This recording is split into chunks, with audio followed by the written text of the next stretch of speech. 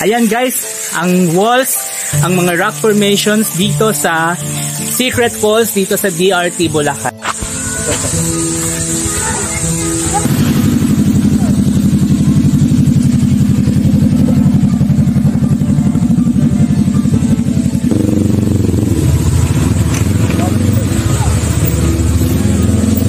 Kuya, anong pangalan mo, kuya? Si Kuya Nicole ang number 1 ano nila dito, tour guide pagka nandito kayo, hanapin nyo siya. Anong pangalan mo, kuya? Lorenzo po, Geng. Say shout out. Shout out sa lahat ng mga taga-ball dyan. Yung dito po pala sa dito po yung balsa dyan. Pwede po kayo magbalsa. May swing naman dito. Pwede po kayo mag-swing. First come, first serve basis yata yung balsa nila. So, isa lang yata yung balsa, kuya? Dalawa po yan. Dalawa. Kung wala pong gumagamit, pwede nyo na gamitin. Maganda naman pala, malinis. May tubig sana dyan. Ito, dahil hindi tag-ulan, walang tubig ang ating ilog na tuyo. Wala po talaga sa... Welcome! Welcome! Iha-house tour na namin kayo sa aming room for today. Worth 500 pesos. Open. Ay, 600 pala. Sorry, 600 pesos. So, may ilaw din siya dito. Ayan. Overlooking ang tuyong ilog. At ayan ang aming mga helmet. 4 kami sa isang room. Hindi naman kami dito matutulog. So, okay na kami dito. Ayan. Tapos, meron pa ditong puno ng langka. Oh, may mga bunga yan, no? Yan, may manok din. Oh. Ito lang galing yung tubig. Ito na, yung daan. At ayan ngayon yung falls. Walang tubig. Tuyot.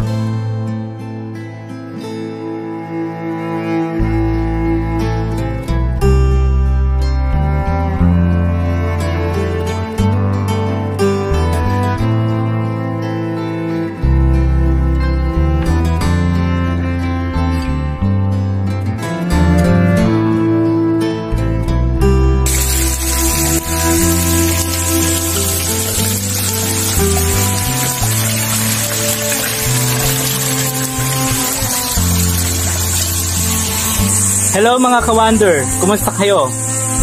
For today's video ay nandito tayo sa Secret Falls. Nasa likod ko ngayon ang sikat na waterfalls. Ang tinatawag nilang Secret Falls dito sa DRT Bulacan. As you can see, walang masyadong tubig ngayon sa falls sapagkat ngayon ay March 28, 2024. Summer na summer at konti lang ngayon ang falls na nanggagaling dahil konti lang din naman ang ulan natin ngayong mga buwan na to. So expected na ganito talaga yung waterfalls sa lugar na to. Pero regardless, maganda pa rin yung view. At kung makikita nyo ay ang ganda ng surroundings, malinis, maganda ang tubig. At pwede ka pa rin maligo dito. Mababaw lang siya, hindi ka matatakot na malunod kasi hanggang tuhod lang ang tubig. At napakalinis pa rin naman ang tubig niya. Pwede mo nga siyang inumin.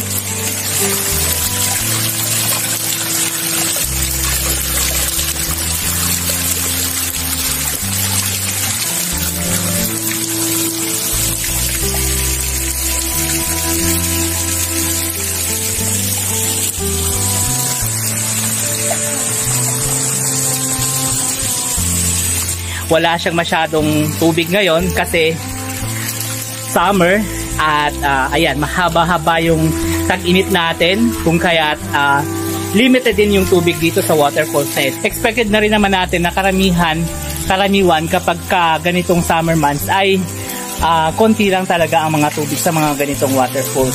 But regardless, hindi naman nabawasan ang kanyang beauty.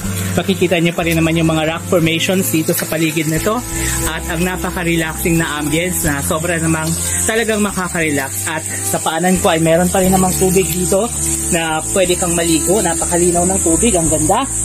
At hindi nga lang siya masyadong malalim, so kung hindi ka marunong mag-swimming ay okay na para makapag-swimming ka dito nang hindi natatakot na malunod kasi hindi ka marunong lumangoy. So ayan po mga ka-wonder ang ating secret falls. Makikita nyo ay yan lang ang falls na meron siya ngayon. But wag kang mag-alala, hindi kanya pinafall. Meron pa rin siyang waterfalls ngayon at konti lang. Pero babalik tayo dito sa July para i-update natin ang falls na ito at tingnan natin kung magbabago ba yung kalagayan ng waterfalls ngayon.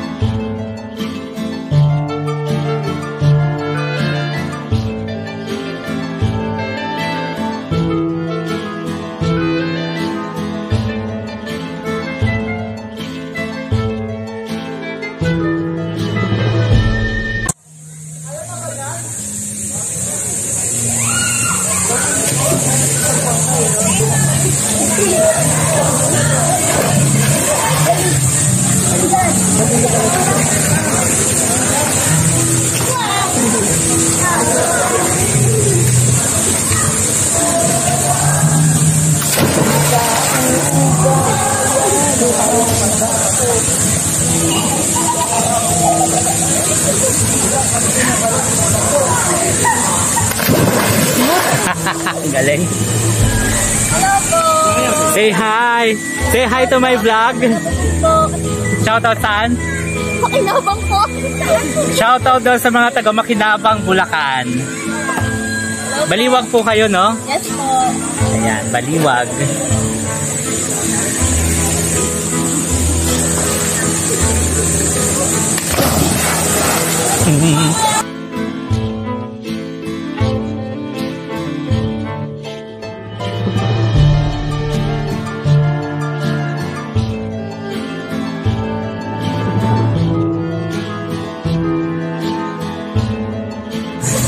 Kumusta naman ang experience nyo sa pagbabalsa? Enjoy. Ikaw, Magmaster ka ba? nauunat ba yung mga muscles na hindi maunat-unat? Tama. Ikaw mama, anong naramdaman mo sa sa pagsakay mo sa balsa? Mama, Enjoy. bakit parang hindi naman? Bakit parang takot at pangamba ang naramdaman mo? Kanina nung sumasakay ako. Ay bakit ako? Kasi lumulubog. Ganyan siya magmahal. May halong lait. Basher ko yan eh. Uy, uy, may ano. Kailangan ng Ano ba yun? Maganda yun. kailangan ng DRRMO. Kailangan yan sa ano thumbnail.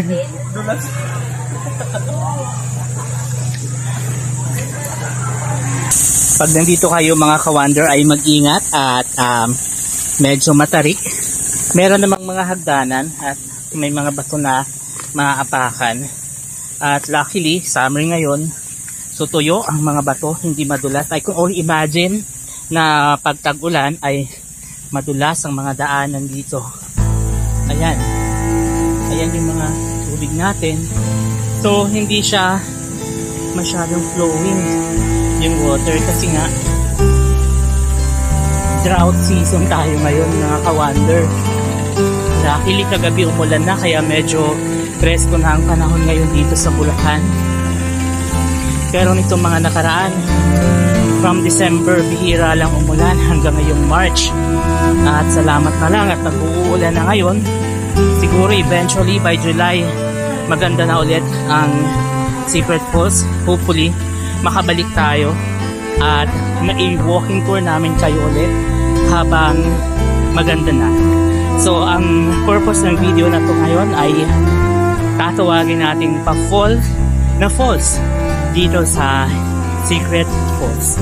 Pero huwag kayong mag-alala, hindi naman lahat ng pagkakataon ay lagi siyang available. So isipin na lang natin na ngayon ay nag-leave ang ating waterfalls dahil sa matinding summer, matinding araw itong mga nakaraan. Kaya't kung makikita nyo sa paligid nito ay bundok, so iwasan po sana natin na manigarilyo dito para maiwasan din natin ang forest fire na pwedeng mag-cause ng pagkasunog ng ating bundok. Makikita ninyo naman maraming dahon ng kawayan dyan, tuyo. Isang tapon mo lang dyan ang sigarilyo mo, ang upos ng sigarilyo mo, magkukos na yan ng forest fire. Kaya ingat-ingat tayo, magtulong-tulong tayo na protektahan natin ang ganitong mga ecosystem para sa mga susunod na henerasyon pa, para magkaroon din naman sila ng opportunity na ma-appreciate nila ang kagandahan ng mga ganitong lugar dito sa ating bansa. So hindi lang tayo pasyal ng pasyal.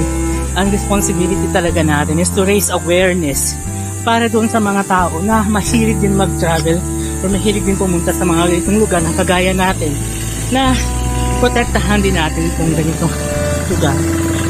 Ang isa sa mga maitutulong natin ay wag na tayong magkalat, at kung pwede, wag tayong manigarilyo habang nandito dahil hindi natin namamalayan, nagsatapon na tayo na.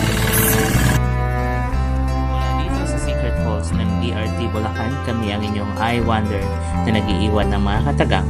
Iisa lang ang ating kalikasan, atin itong pangalagaan.